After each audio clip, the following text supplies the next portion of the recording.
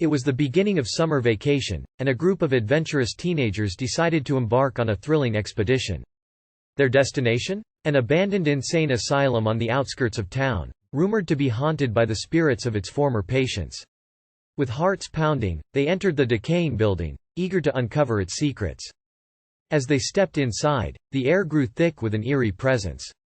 Strange noises and whispers filled the hallways, guiding them deeper into the asylum's dark and ominous corridors. Shadows danced on the peeling wallpaper, as if the building itself had come alive. Suddenly, one of the teenagers, Sarah, froze in her tracks. Her eyes widened as she caught sight of a blurry figure moving in the distance. As she blinked, the figure vanished, leaving Sarah shaken to her core. "Did anyone else see that?" she gasped, her voice trembling. Samantha, the bravest of the group, dismissed Sarah's claims. "You're just imagining things," she said, attempting to hide her own unease. But as they continued exploring, more eerie phenomena began to occur. Doors creaked open and shut on their own, and cold gusts of wind chilled the air. Then, the vision started. Mia, a shy and introverted girl, found herself suddenly transported to the past. She watched in horror as a former patient, with wild eyes and a tattered gown, screamed in agony.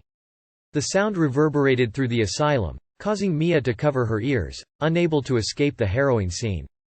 Terrified, the group moved through the decaying halls as quickly as they could.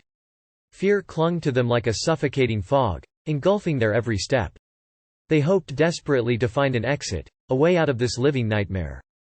But as they reached what seemed to be the main entrance, they realized they were trapped.